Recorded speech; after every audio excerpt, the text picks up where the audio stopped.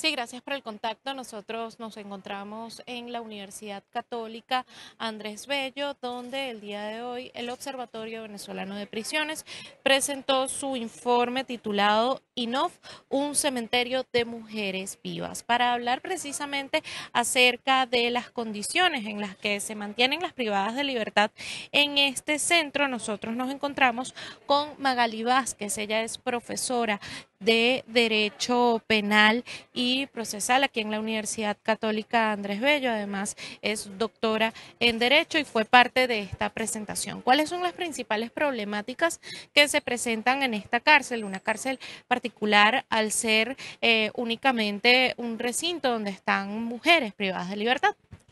Bueno, fíjate, el caso del INOF no es en principio sustancialmente distinto al del resto de las cárceles del país. El INOF presenta pues los mismos problemas que presenta el resto de las cárceles, problemas de hacinamiento, de retardo procesal, problemas de violaciones al debido proceso, denuncia de tratos crueles e inhumanos en algunos casos, además el irrespeto a las condiciones mínimas que deben resguardarse para una persona que está bajo custodia del Estado, como lo es la falta de una alimentación adecuada, incluso el derecho al agua, ¿no? Entonces, en el caso de las mujeres que se encuentran en el INOF, la situación se complejiza porque estamos hablando de una cárcel de mujeres. Entonces, a esos problemas que son generales para cualquier establecimiento penitenciario, se suma el que la mujer, por su condición de mujer, pues tiene algunas necesidades que son especiales que tampoco son satisfechas. Y esto se agrava cuando se trata de mujeres embarazadas, cuando se trata de madres que están lactando, porque bueno, no hay las condiciones mínimas para que los niños que pueden estar con su madre hasta los 3 años, pues puedan estar en un espacio que atienda al respeto también a esas condiciones mínimas que se le deben dar a ese niño.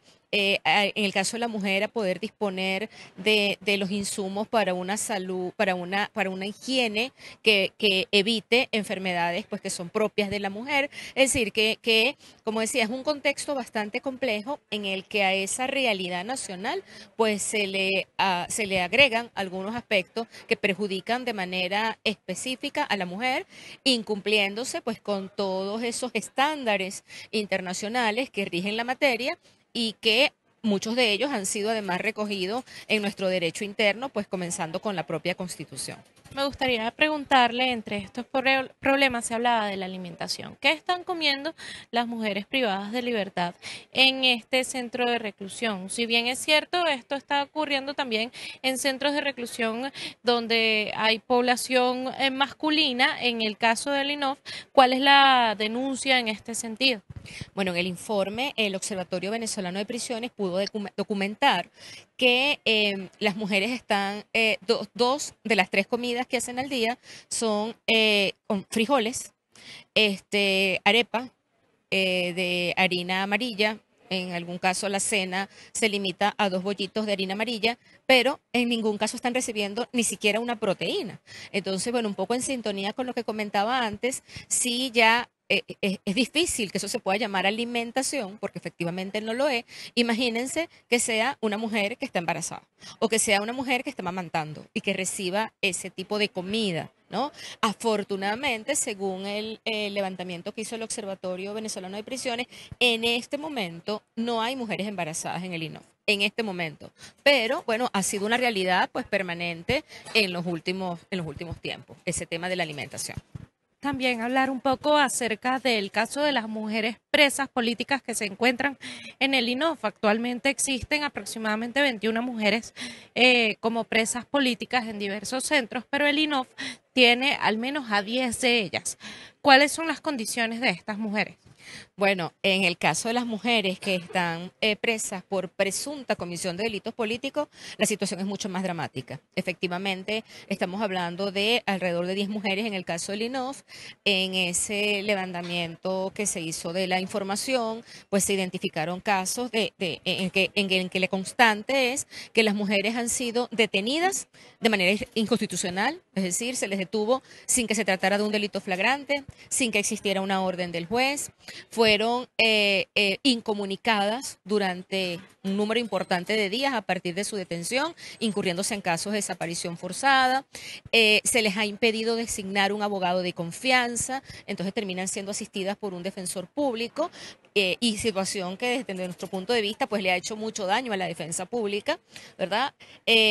Por otra parte, estamos hablando de que un número importante de ellas están sometidas aún a proceso sin que se haya dictado una sentencia, prolongándose esa detención preventiva de manera irregular. En el caso de las que han sido condenadas, llama poderosamente la atención el quantum de pena que se ha impuesto. Estamos hablando de mujeres que han sido condenadas hasta 30 años, que es el máximo de pena que establece nuestra legislación, y que por la información que se maneja de los casos en que con los que se les ha relacionado, pues difícilmente se podría considerar que efectivamente allí se cumplió en el proceso las garantías mínimas que justificaran o que posibilitaran que un juez llegara a la imposición de una pena como esa. Doctora, con respecto al informe, me gustaría preguntarle, hay otros centros de reclusión en el país en el que prácticamente los familiares tienen toda la responsabilidad, tanto de la alimentación como de la higiene del privado de libertad. En el INOF pasa así, es decir, familiares tienen que llevar los alimentos a las reclusas y los productos de higiene y aseo personal, o el Estado sí se estaría encargando. Lo pregunto principalmente por el tema de toallas sanitarias, por ejemplo, que son productos que deben utilizar las mujeres o al menos las privadas de libertad que se encuentren en este sitio.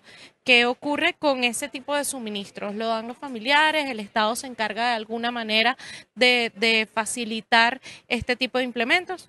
No, lastimosamente no, que es una obligación estatal, porque como decía antes, estamos hablando de mujeres. Las que están siendo procesadas se les presume inocente hasta que una sentencia firme establezca lo contrario.